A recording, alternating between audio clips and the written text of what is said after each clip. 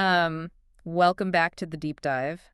Today, we're looking at a shift in the world that is honestly a little mind-bending. Usually when we talk about medical travel, the story for decades really has been pretty consistent. Right. The general rule is if you get sick and you have the means, you fly west. Exactly. You go to Or- the Mayo Clinic in Minnesota, you go to Harley Street in London, maybe Germany for the specialists. That has always been the gold standard. That's been the standard narrative, yeah. The assumption being that the West just holds the monopoly on cutting-edge medical tech and the best outcomes. Right. But we are looking at a stack of reports today, specifically focusing on data from early 2026, and it suggests that flow is completely reversing. It really is. And we aren't talking about people flying to Asia for a quick nose job or, some dental work. We're seeing patients from the UK, the US, and Canada flying to China for some of the most advanced high-stakes procedures on the planet. It's a massive structural realignment. And we need to be clear right off the bat, we aren't just talking about cost savings here, though that is a huge part of it. We are talking about speed, and we are talking about volume. To kick this off, I have to mention this story I saw trending everywhere in early 2026. Did you see this in the reports? The British influencer, Amy? I did, yeah. It's a perfect case study for what we're discussing today. So she is documenting her whole medical journey on social media. She's in the UK dealing with the NHS, and she was facing a 2-year wait for a specific treatment. 2 years. Which is an eternity. Right. Depending on what you have, 2 years is a literal lifetime. And unfortunately, that's not uncommon in many Western systems right now. Those post-pandemic backlogs are still just a major, major issue. Exactly. So Amy decides not to wait. She flies to China. She gets the treatment done start to finish in 13 days. And then she posts the bill. Yeah, she posts the bill. In the UK, if she had gone private to skip the line, it would have been around 35,000 RMB equivalent. In China, she paid under 3,000 RMB. That is a staggering difference. It's less than 10% of the cost. So the mission for our deep dive today is to really understand not just that this is happening, but how it works. Because it's not magic. Right, it's not magic. Yeah. We want to focus on high-stakes fields like oncology, orthopedics, and cardiology, and then look at the logistical reality of actually getting there. And while Amy's case might sound like an outlier just because she's an influencer, it's actually highly indicative of this larger trend. We call this the medical pivot. A medical pivot. Right. China has positioned itself as a top-tier destination for complex medical tourism by leveraging 3 specific pillars. You have speed, you have volume, and then a very tricky one, logistics. Okay, let's unpack those pillars, because I think a lot of people listening might be skeptical. I'll be honest, I was a little skeptical at first. There is this lingering perception out there that cheaper healthcare means lower quality healthcare. You get what you pay for. That is exactly the assumption we need to dismantle today. Because when you look at the data, especially in these high-stakes fields, the cost reduction in China isn't coming from cutting corners on safety. It's coming from efficiency. Efficiency and scale, exactly. So let's start with the big one. Oncology. Cancer treatment. Because if you are diagnosed with an aggressive cancer, you really don't care about saving a few bucks. You care about staying alive. Precisely. And in cancer treatment, time is tissue. This is where the Western systems are currently struggling the most. The temporal cost is just huge. Temporal cost meaning the time you spend waiting. Right. It's not just money, it's the time lost. Yeah. If you look at something like CAR T cell therapy, are you familiar with how that works? Vaguely. From the sources, it's where they reprogram your cells, right? Basically, yes. Yeah. It's a revolutionary treatment for blood cancers.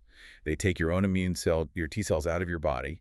They engineer them in a lab to recognize and attack the cancer, and then they infuse them back in. It's like giving your immune system a software update. I love that analogy. Yes, a software update for your blood. But getting that update is the problem in the West. The major bottleneck is manufacturing. In the US or the UK, the wait list just to get your cells manufactured in the lab can stretch 3 to 6 months. 6 months. Yeah. If you have an aggressive lymphoma, do you even have 6 months to wait around? Often you don't. That is the tragedy of it. And this is exactly where China has introduced a metric they call vein-to-vein time. Vein to vein, meaning from one arm to the other. Exactly. It measures the precise time from the moment they extract your cells from one arm to the moment they infuse the newly supercharged cells back into the other. Okay, so what are the numbers on that? Well, in the US, the manufacturing cycle alone takes nearly a month, sometimes much more due to backlogs. In China, they have optimized this entire supply chain down to just 14 days. Wow. 14 days, so they are cutting the manufacturing time in half. How are they doing that? It comes down to supply chain density. The labs, the hospitals, the reagents, everything is highly localized. They don't have to ship these sensitive cells clear across the country and back. Which obviously saves a massive amount of time. It compresses the total treatment timeline from your initial diagnosis to the final infusion to somewhere between 2 to 6 weeks. Compare that to half a year in the West. That speed literally saves lives. Okay, so it is undeniably faster. But what about the price tag? Because CAR-T is famously one of the most expensive therapies in the world. It really is. In the U.S., the total cost for a round of CAR-T, including your hospitalization and managing any side effects, ranges from $475,000 to over $600,000. Which is financially ruinous for almost anyone, even if you have good insurance. Right, and in China, you are looking at a total cost of $120,000 to $150,000. I mean, that is still expensive, obviously. It's not pocket change. But compared to $500,000, it's a fraction of the price. A very compelling fraction. But here is the question I know everyone listening is asking right now. Is the quality the same? Are you flying over there to get the generic off-brand version of this highly complex treatment? That is the critical question. But the data shows the quality is absolutely on par. And in some cases, they're actually pushing the boundaries further. Like how? Well, the reports show an 89% overall response rate in relapsed B-cell acute lymphoblastic leukemia in Chinese trials. 89%. That's incredibly high. It is world-class. Plus, China isn't just copying Western drugs anymore. They were the first country to approve CAR-T for severe autoimmune diseases. They're leading the innovation, not just replicating it. So you get the treatment faster, it is a quarter of the price, and the science is completely solid. That's a pretty compelling argument for getting on a plane. It is. But oncology is very high-tech biology. Let's shift gears and talk about something more mechanical. Let's look at surgery, orthopedics, and cardiology. Right, this is where that second pillar comes in, volume. You mentioned earlier that practice makes perfect. Think about it this way. If you need a knee replacement or a complex heart stent, who do you want operating on you? The surgeon who does one of these procedures a week, or the surgeon who does 5 of them before lunch? I definitely want the one who could do it with their eyes closed. Exactly. Yeah. China's massive population advantage creates this mastery effect in their top hospitals. Let's look at Beijing Jishuitan Hospital. It's their national orthopedic center. They perform over 50,000 orthopedic surgeries annually. Wait, 50,000. Let me just do the math on that real quick. That's over 130 surgeries every single day. It is an absolute factory of precision. An assembly line, but for human joints. Right. The surgeons there have a level of muscle memory that is incredibly hard to replicate in lower volume Western hospitals. But it's important to note they aren't just hacking away manually. They are highly integrated with robotic precision. The reports mention custom prosthetics, right? Yes. They use 3D printed custom map prosthetics. Instead of the surgeon picking a small, medium, or large knee off a shelf and making it fit, they scan your exact bone structure beforehand. And print a joint that fits your specific anatomy. Perfectly. And the result of that perfect fit is that patients are often walking within 24 hours of the surgery. Hold on, walking in 24 hours. I had an aunt get a knee replacement in Chicago last year, and she was on crutches for weeks. How is 24 hours even physically possible without damaging the tissue? It comes down to that exact precision we just talked about. When the implant fits perfectly and the robotic arm is making the exact calculated cuts, there is significantly less trauma to the surrounding tissue. Less trauma means less inflammation. Which means you get up and walk faster. That is incredible.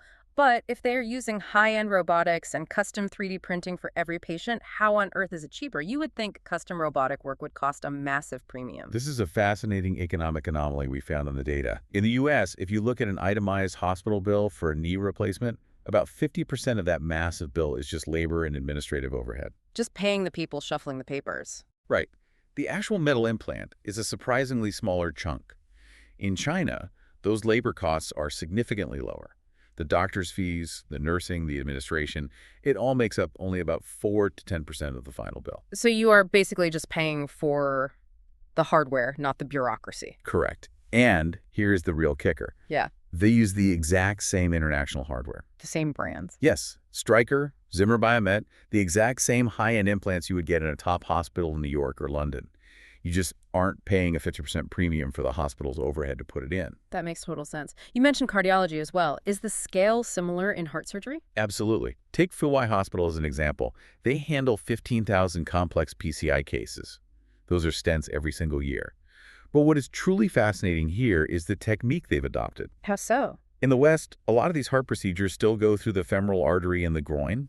It's an effective route, but the recovery is slower and the bleeding risks are much higher. And in China, they do it differently. They have aggressively shifted to transradial intervention. They go through the wrist instead. The wrist. That seems like a really small artery to go all the way to the heart. It is small, but it drastically reduces bleeding complications and cuts down hospital stays. And because they do thousands upon thousands of them, they've completely mastered navigating that smaller pathway. And for the really high-tech stuff, the reports highlighted something about artificial hearts.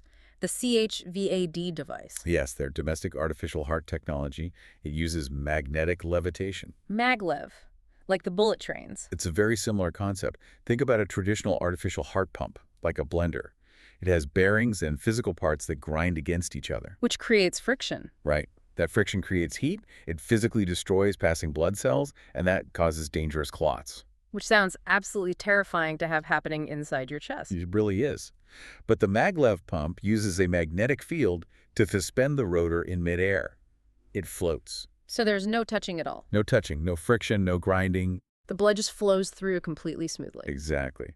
And by using magnetic levitation, the data shows survival rates on these specific assist devices reaching over 26 years for some patients. 26 years living on an artificial pump. That is wild. Okay, so we've covered the blood, the bones, the heart. Let's move up the body to the brain. Neurosurgery. This is another area where efficiency is just the name of the game. If you have a brain tumor, the traditional Western route is usually a craniotomy, open brain surgery. Where they actually have to open the skull. Yes. It is highly invasive, it's risky, and the recovery is brutal. Yeah, I imagine you are sitting in the hospital for weeks after something like that. You are. In China, the average stay for open brain surgery is about 18.2 days. But to combat that, they are heavily utilizing gamma knife radiosurgery. Okay, gamma knife sounds intense. Is that a physical laser cutting into you? It's a great name, but think of it less like a knife and more like a magnifying glass burning a leaf with sunlight. It focuses hundreds of tiny, weak beams of radiation on one single precise point, the tumor. Oh, I see. So one beam on its own is harmless. Right. One beam passes right through healthy brain tissue harmlessly. Right. But the exact spot where all those hundreds of beams intersect, that is where the energy spikes and destroys the cancer cells. So there's absolutely no cutting involved. No cutting, no skull opening. And the recovery stats are mind-blowing. The average hospital stay drops to 2.2 days. 2.2 days for brain surgery. And 0 time spent in the ICU. Going from 18 days to 2 days.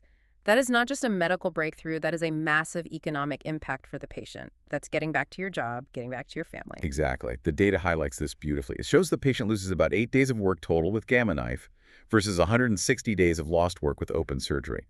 That is a massive economic argument for the patient to choose this route. Now, before we move on to the catch, because I know there is one, I have to ask you about traditional Chinese medicine, TCM. Because if you go to China for cancer treatment or major surgery, is someone going to try to treat your tumor with a bundle of herbs instead of chemo? I feel like that is a genuine fear a lot of Westerners have when they read about this. It's a very common misconception. In these top-tier grade A hospitals, it is absolutely not an either-or situation. It is integrative. They use TCM as a highly scientifically regulated adjuvant therapy. Adjuvant meaning it's supportive. Yes, it's not the cure itself, it is the support system for the cure. For example, harsh chemotherapy often causes neutropenia. Which is a drop in white blood cells, right? A very dangerous drop, yes. And if that happens, doctors usually have to pause the chemo to let the body recover, which risks the cancer growing back during the break. So how does TCM fix that? Chinese hospitals use specific, heavily regulated herbal medicines to protect the patient's bone marrow during the chemo, which keeps those white blood cell counts up. Ah, so it allows you to actually finish the full chemo course safely without those dangerous delays. Exactly. It's about using literally every tool in the box, Western and Eastern, to get the absolute best outcome for the patient. Okay, so looking at the data, we have established that the clinical care is fast, it's incredibly high-tech, and it's highly affordable. I'm sold on the medicine, I am ready to book my ticket, but pause, it cannot be this easy. You can't just walk off a plane in Beijing, hail a CAD to the hospital and get a new knee, can you? No, you definitely cannot. There's absolutely a catch. We call this the hidden wall. And honestly, for a foreigner, it can be a total labyrinth. The clinical care is world-class, yes, but the administrative side is designed strictly for 1.4 billion local residents, not for international tourists. So where does the wall start? Is it the apps? The digital barrier is the very first wall you are going to hit. Literally everything in modern Chinese hospitals runs on WeChat or Alipay mini programs. Booking your appointments, getting your lab results, paying for your medications. It is all digital. I mean, anyone can download WeChat on their phone. That doesn't sound too hard. You can download the main app, sure. But these specific hospital mini programs inside it are almost exclusively in Mandarin. And worse than the language barrier, they often require a Chinese national ID number to even register a profile. Oh, wow. So if you are just a tourist standing there with an American or British passport, You are digitally locked out of the system. You can't even get in the digital line to see a doctor. so you literally cannot make an appointment on your own. Not without help. This is exactly why the medical concierge isn't just some luxury VIP service in China. It is an absolute necessity. You need a human bridge to navigate their software. That makes sense. And then there's the visa situation. I assume you can't just roll in on a basic tourist visa if you're getting a heart transplant. Technically, you could enter on a short visa-free policy just for a quick consultation. But for actual medical treatment, you need a specific S visa, and you need to know exactly which one to apply for. There are two types. The S2 is for short-term care, under 180 days. This is what you'd use for your orthopedic surgeries or your gamma knife. And if you need to be there longer, like for heavy rehab or that complex organ transplant you mentioned. Then you need the S1 visa, which is the long-term option. But here is the real hurdle. To get either of these visas, you need an official invitation letter. And you can't get it from just any clinic on the corner. It has to be from a grade A level 3 hospital. Grade A level 3, that sounds very specific. It is the Tier 3A system. These are the massive, top-of-the-pyramid academic research hospitals we've been talking about. Without their official stamp on your letter, you aren't getting that medical visa approved. Okay, so let's say you hire the concierge, you navigate the visa maze, you fly in, you get the surgery. Now you have to pay. And I read in the sources that this is where things get really, really messy with Western insurance. It is a total payment nightmare if you aren't prepared for it. Oh. Western insurance companies operate heavily on what are called guarantees of payment, or GOPs. They send a formal letter to the hospital saying, "We promise to pay this bill later. Please treat the patient." And the Chinese hospitals say what to that? They often say cash first. They do not always accept foreign GOPs because if that cross-border payment is delayed or denied, the hospital is out the money. So as the patient, you often have to pay up front, sometimes tens of thousands of dollars out of your own pocket, and then try to get reimbursed by your insurance later. And getting reimbursed later brings us to what the report called the coding mismatch. This part sounded wildly frustrating for the patient. This is the most technical part, but it is the most dangerous part for your wallet. The West uses ICD-10 codes to classify diseases and treatments. China uses CCD codes. They are literally different medical languages. So you take your Chinese bill, you submit it to Aetna or Blue Cross back home. And their automated computer system instantly spits it out. Denied. Because it simply doesn't recognize the CCD codes. It's like trying to put a cassette tape into a DVD player. It just doesn't compute. Wow. And then to make it even harder, there is the fapiao, which I'll admit sounds like a delicious pasta dish, but I know from the notes it is not. Far from it. The fapiao is the official Chinese tax invoice system. It is incredibly rigid. And the major problem for Westerners trying to get insurance payouts is that the fapiao aggregates the costs. So your final bill might just have one line that says surgery fee, 50,000 RMB. Wait, it doesn't break it down at all, because I know if you get a U.S. hospital bill, it lists every single Tylenol, every single cotton bandage, every minute you spent under anesthesia. Exactly. Western insurers legally demand that granular itemization to approve a claim. The Chinese fapiao blend it all together. So without that concierge we talked about earlier to sit there, manually translate those CCD codes into ICD-10, and painstakingly break down that fapiao into a format your Western insurer will actually accept, you might be left holding the bag for the entire cost of the trip. So, if I'm summarizing this right, the medical care itself is the hardware, and it is excellent, fast, and cheap. But the software, the logistics, the admin, the billing is completely incompatible with the West without a specific adapter. That is the perfect analogy. You need a human adapter that concierge to make the two completely different systems talk to each other. This has been a truly fascinating look at this medical pivot. We usually think of healthcare in terms of an iron triangle. You have quality, you have speed, and you have cost. And the old saying is always, pick two. Right. If you want it fast and cheap, it won't be high quality. If you want it good and fast, it certainly won't be cheap. That is the rule we have all lived by forever. But what we are seeing in China, according to these 2026 reports, is a structural attempt to actually offer all three. They are leveraging their massive population scale to drive down cost and drive up surgical skill, and they are using a localized tech to drive up speed. Provided you can successfully navigate that hidden wall. That is the massive, unavoidable caveat here. It really makes you wonder about the entire future of global healthcare. It raises a very provocative question. If China can offer CAR-T therapy, which is a literal life-saving technology with a 14-day turnaround at a fraction of the global price, what does that eventually do to Western healthcare systems? Does it force them to reform their pricing and clear their backlogs, or do we just accept that this is the new normal? I worry we might see a permanent bifurcation in how we treat disease.